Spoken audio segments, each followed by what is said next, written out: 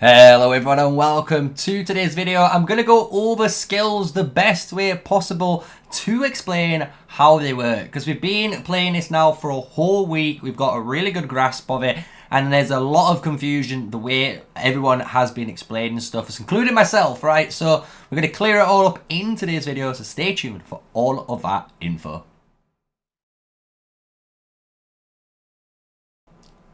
Hello, smash a like, comment and subscribe for more daily Call of Dragons content. And as you can see, there is a nice new little bit of a setup on here. We are upgrading our overlay and all of the setup even when we're streaming, so check it out with a quick subscribe and you'll be able to know when we get notified when I go live, right? So what we're going to be going over though is to do with pets today, and you can see we've got our pet skills, and there's going to be basically a really good way to understand how these skills work. So I'm going to try and showcase this, and we've got even some really good pictures which breaks down the whole process too.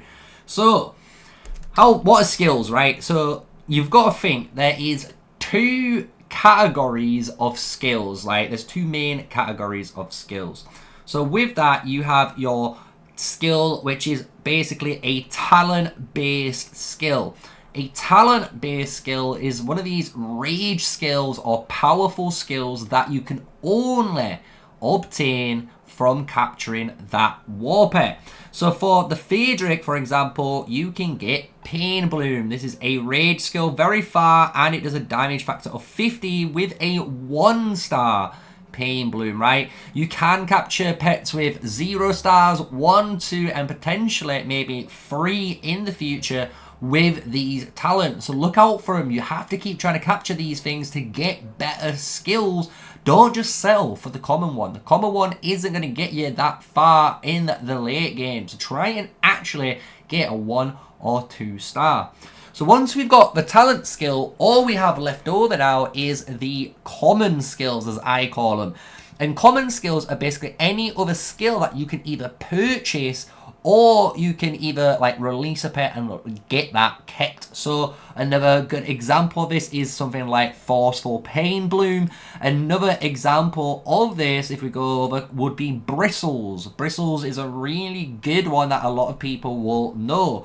And when you look at any of the other skills, again, when you've got Poison Gland and Manic Might, these are all common skills, but there is a slight difference between both of these type of passive skills. And if you've noticed, stuff like Manic Might and Poison Gland is basically a passive stat that you gain. So you can have this at all times and it's perfectly fine. However, there is a second type of skill, and that is what I call a talent skill enhancement. And what these skills are is that Pain Bloom. So if you look at Forceful Pain Bloom, this states each time you inflict Scorch, Freeze, or even Ensnare on one of the enemy legions, when you go to deal Pain Bloom onto it, it's going to deal even more damage the next time it casts. And this goes all up to a 40% damage increase with the more amount of snares and freezes that's been applied to that unit.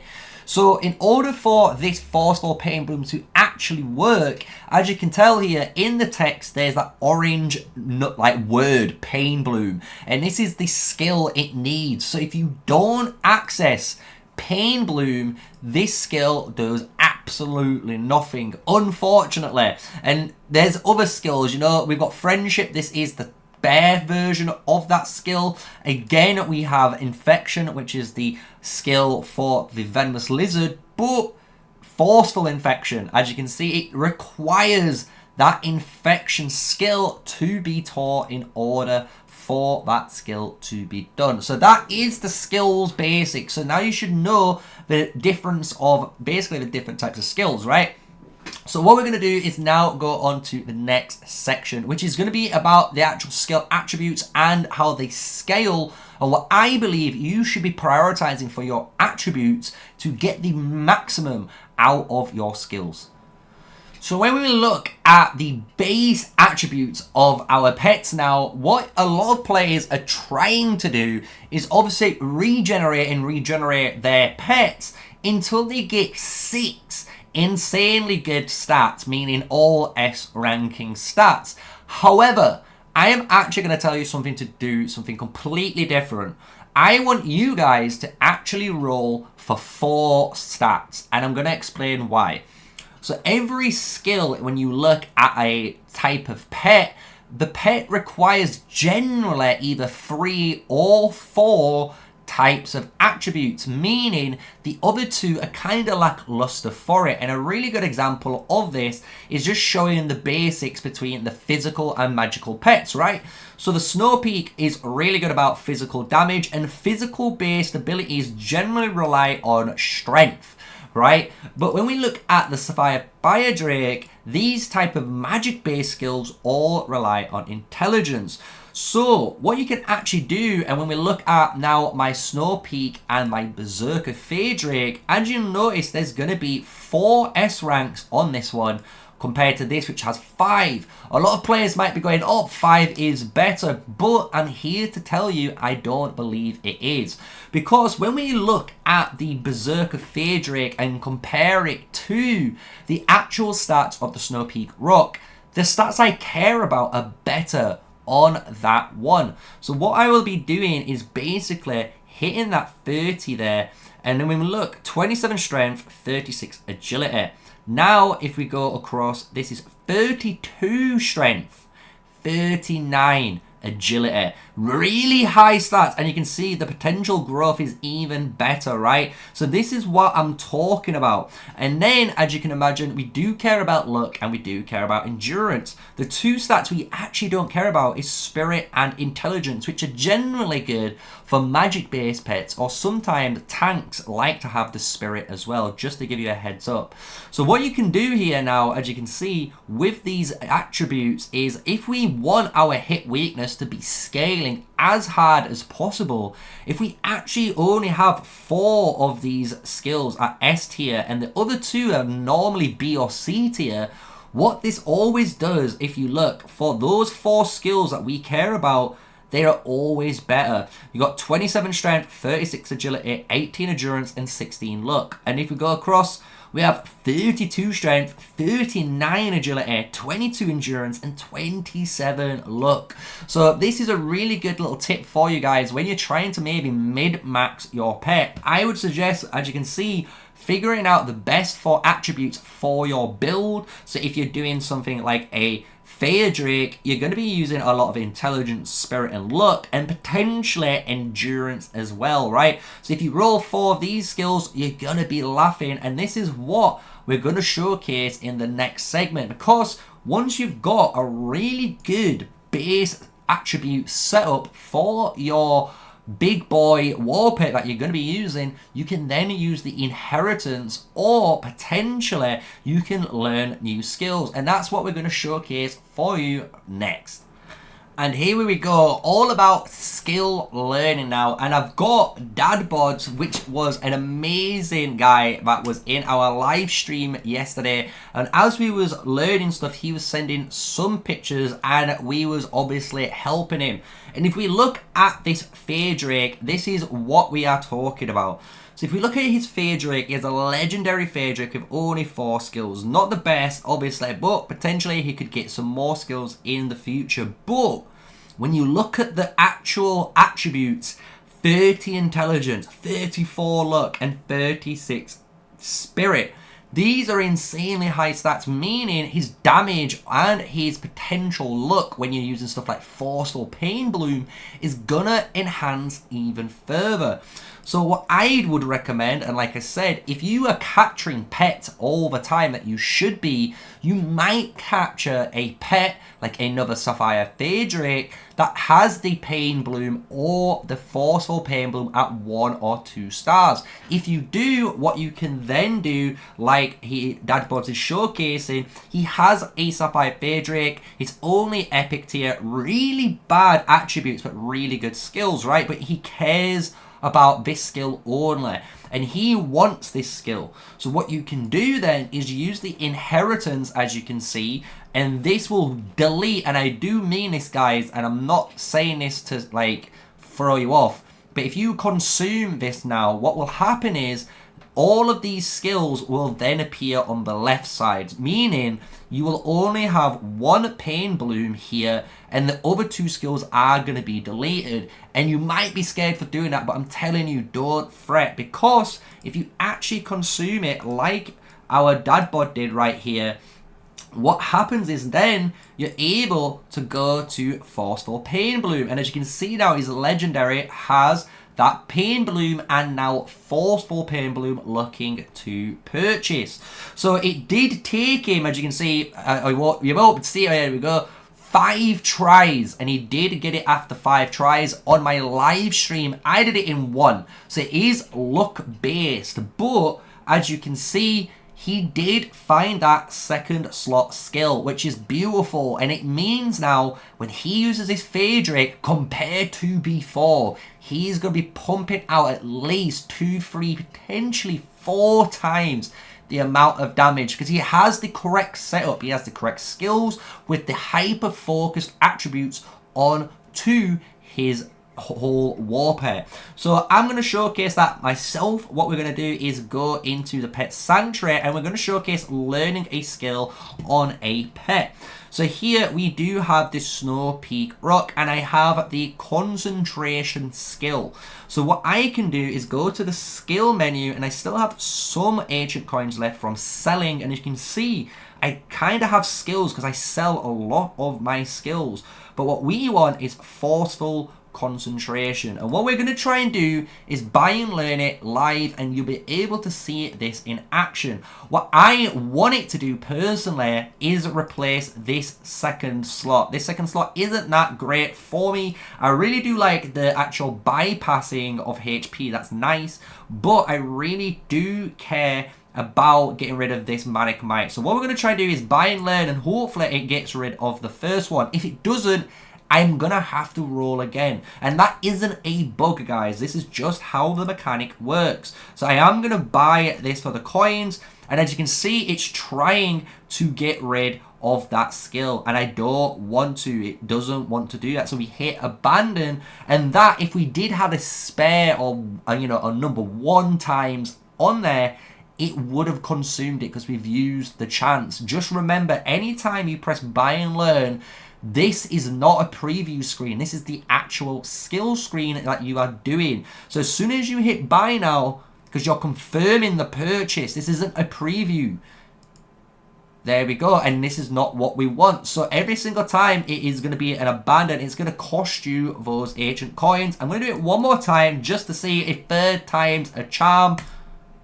And there we go, we got it, and we actually got it on an empty slot, which is even better than actually consuming one of these. So now, if we hit save, go back, we can see we have Forceful Concentration, which is going to deal an extra 2.9% extra damage on this skill we already have. So that is basically how you learn skills and how you can use Inherit to your advantage when you find the best pet for you. So I'm going to give you guys some little quick tips here at the end of this, and I hope you've enjoyed the video so far. Right, so we're going into the tips right now, and the first one is straight away cleaning. I know this is going to be one which tilts a lot of players. It even tilts me, makes me upset, but you do need to clean the mess up, and it does spawn only once per day. It might not spawn straight away on reset. It generally does appear later on in the day, so just wait. If it's not there, just log back in later on. It's fine, it's a one-time thing, but we can do some cool tricks. So if you look at the top right now, you can see I'm on -4 on my warrants, right? This is kind of a bit spooky. It is currently a bug that is running in the game, and how it works is pretty simple, and a little pop-up should be popping up over here, little dab and you should be able to see it. And with that, as you can see, basically the principle is pretty simple.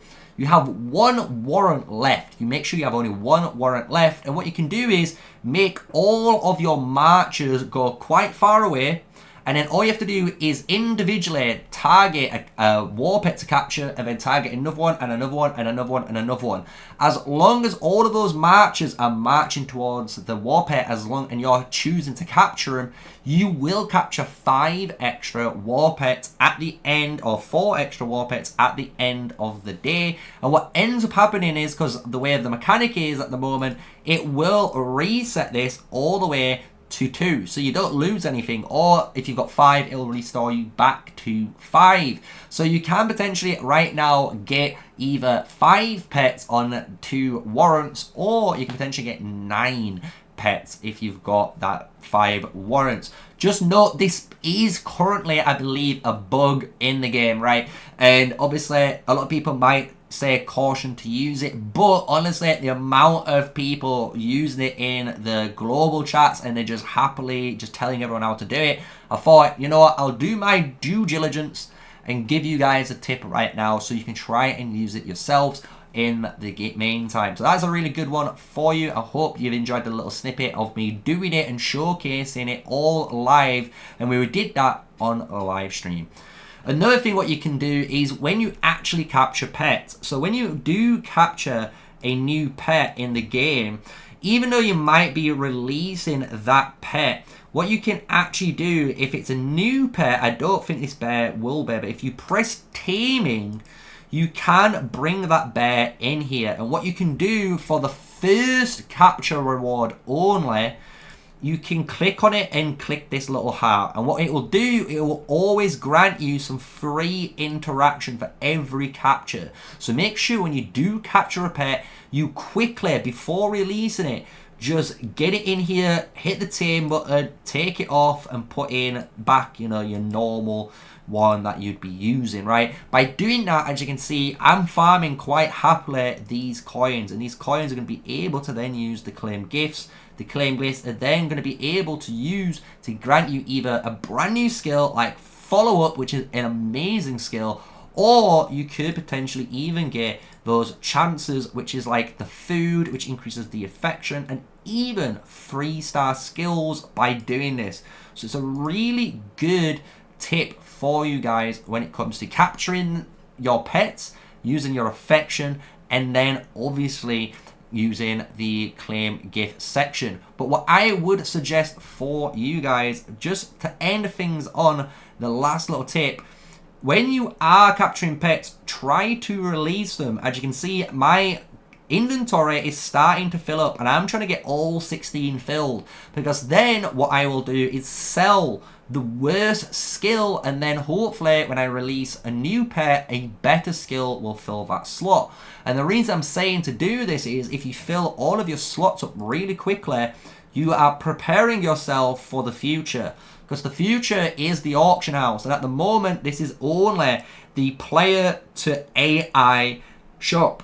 What in the future is going to happen, hopefully by the end of our season 2 on our server 2 division 1001, the first ever server 2, what we're going to do is hopefully the player to player auction house will come out, and that will mean that you'll be able to use all of those items you've been storing to immediately sell on the player to player market, and hopefully get a really good price compared to the really bad price you're getting for selling it through this shop. So I hope you've enjoyed the video. That's how skills work. I'll give you some tips as well at the end, and we've been learning, guys, throughout the whole week now of playing. We've got a good understanding on how Warpet skills and the Warpet mechanic works now. So if you ever want to check it out, come to the live stream. We will always answer your questions and try and help you out. And as well, if you've got any Warpets and you want me to ever try to give you some good advice on the live stream, you can find me in game. Send me the message through the private chat and I will look at your pets. So thank you for watching. Smash a like, comment and subscribe. And until the next video, stay safe, stay sneaky. Peace out.